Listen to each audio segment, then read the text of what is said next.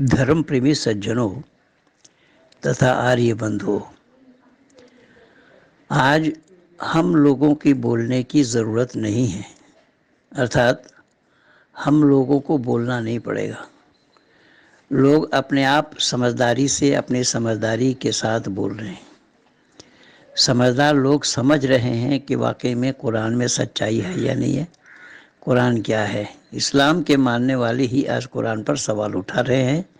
मैं बोल नहीं रहा हूँ, मैं प्रमाण दे रहा हूँ कि इस्लाम के मानने वाले लोग कुरान पर कैसे सवाल उठा रहे हैं और कुरान पर कैसे सवाल उठाया जाना संभव है, वो आज आप लोगों के नज़र के सामने है। धन्यवाद के साथ महेंद्र पालारी। देखा जाए तो पूरे कायनात को बनाने वाला कोई एक ही है, गॉड है, ईश्वर है या अल्लाह है। हम लोगों के बीच ये बहस सदियों से चला आ रहा है कि कौन सही है, और इसकी दलील मांगते हैं। हम लोग देखते हैं आमतौर पर कि एक मजहब वाले यानी एक धर्म विशेष वाले दूसरे धर्म विशेष वालों से उनके सच्चे होने की दलील मांगते हैं। फिर धमकी वगैरह भी चलती रहती है। तो ये एक इंसानी फितरत है। लेकिन आप कुरान की कुछ आयतें मैंने कोट की है, जिसे आप पढ़ेंगे तो आपको लगेगा कि कुरान के जो अल्लाह ताला हैं वो भी काफिर मुशरिक से सच्चे होने की दलील मांग रहे हैं। सूरह 27 आयत 64, ए रसूल, तुम इन मुशरिक से कह दो कि अगर तुम सच्चे हो तो अपनी दलील पेश करो। सूरह बकरा आयत 111, ए रसूल, आप कह दीजिए अगर तुम सच्चे हो तो दलील यानी सबूत पेश करो। सूरह अंबिया आयत नंबर 24 में भी आप यही पढ़ेंगे कि अल्लाह ताला इन काफिर मुशरिकों से उनके सच्चे होने की दलील मांग रहे हैं। अब आप कहेंगे कि आप कहना क्या चाहते हैं।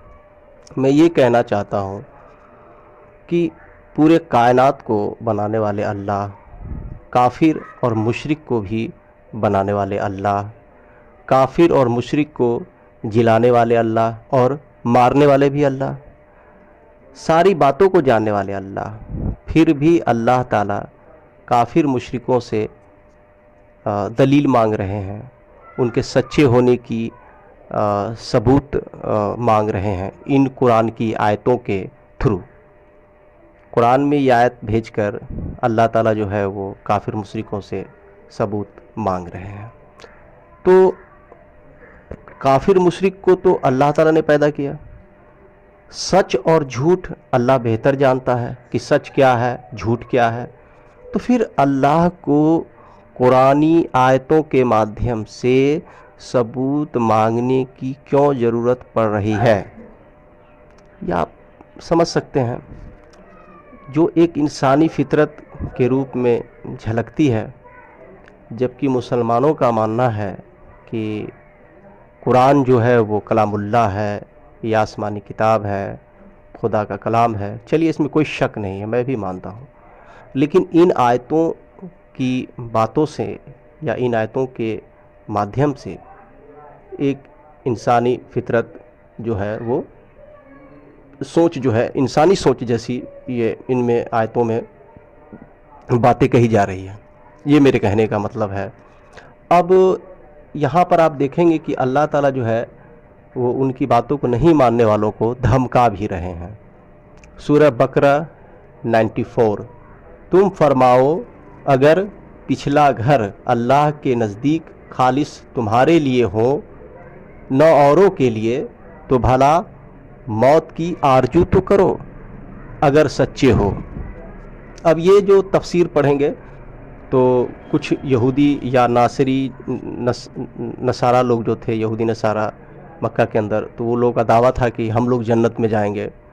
लेकिन हमारे जो नबी सल्लल्लाहु अलैहि वसल्लम थे, इनका दावा था कि नहीं, जो मोमिन है वो मुसलमान है वो जन्नत में जाएंगे। तो उस वक्त ये नाजिल हुई थी आयत।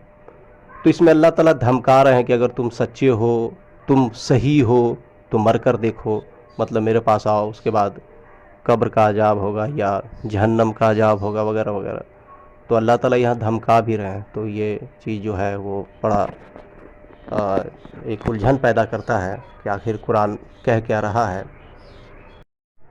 اور ایک دوسری بات میں یہ کہنا چاہتا ہوں کہ عام طور پر آپ مسلمانوں کا ایک دعویٰ سنتے ہوں گے کہ قرآن میں کوئی چھیڑ چھاڑ ابھی تک نہیں ہوا ہے جب سے قرآن دنیا میں آیا ہے، جس کا تس ہے. اور انہی باتوں کو لے کر میرے ایک متر ہیں، ان سے میری بحث ہوئی تھی، تو وہ بھی ٹھیک اسی طرح کا دعویٰ کر رہے تھے کہ واقعے میں قرآن جس کا تس ہے جب سے دنیا میں آیا ہے. تو میں نے ان سے کہا کہ ارے بھائی آپ پہلے قرآن کے اتہاس کو تو پڑھیں. پہلے جو شروعاتی قرآن تھا اس میں جو عربی تھی وہ وداؤٹ زیر زبر یا پیش کے تھی. تو یہ جو عبد الملک جو تھے امیہ امپائر کے خلیفہ جو تھے، ان کے گورنر تھے حجاج بن یوسف.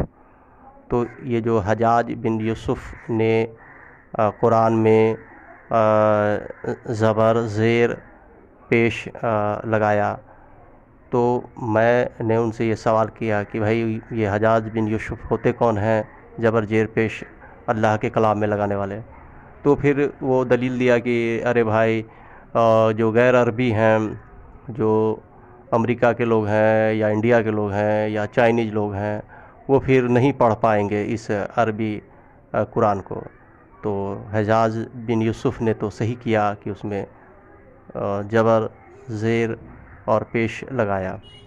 تو میں نے کہا کہ ٹھیک ہے، پورے کائنات کو بنانے والے اللہ تعالیٰ، ان کو نہیں پتہ تھا کہ بھائی امریکہ کے لوگ بھی قرآن پڑھیں گے. جب ساری کائنات کے لیے قرآن انہوں نے اتاری ہے تو ان کو معلوم ہونا چاہیے تھا کہ امریکہ کے لوگ بھی قرآن پڑھیں گے، چائنا کے بھی لوگ بھی قرآن پڑھیں گے، انڈیا کے لوگ بھی قرآن پڑھیں گے. تو اللہ تعالیٰ نے پھر ایسا کیوں نہیں کیا؟ حجاج بن یوسف اس بات کو سمجھ گیا آسانی سے کہ غیر عربی لوگوں کو قرآن پڑھنے میں دقت آئے گی، تو بھائی اس میں کچھ لگا دو. تو اللہ تعالیٰ ہی اگر لگا کر کے بھیجتے تو یہ سب جو ہے آپ کو اس سے بھی یہ پرمان ملتا ہے کہ اس میں کچھ انسانی معاملات ہیں. تو قرآن کے اتہاس کو جانیں، انہیں سمجھیں، تو آپ کو سمجھ میں آئے گا کہ قرآن ہے کیا، اور آپ کو پوری بات پتہ لگانا چاہیے، آپ کو سچائی جاننی چاہیے. صرف ہوائی آپ دعویٰ ٹھوکیں گے کہ نہیں ان میں کوئی تبدیلی نہیں آئی ہے، کوئی بدلاؤ نہیں ہوا ہے، کوئی چینجنگ نہیں آئی ہے، تو یہ صرف ٹھگنے والی بات ہے اور من بہلانے والی بات ہے. بس اس کے علاوہ میں کیا کہوں.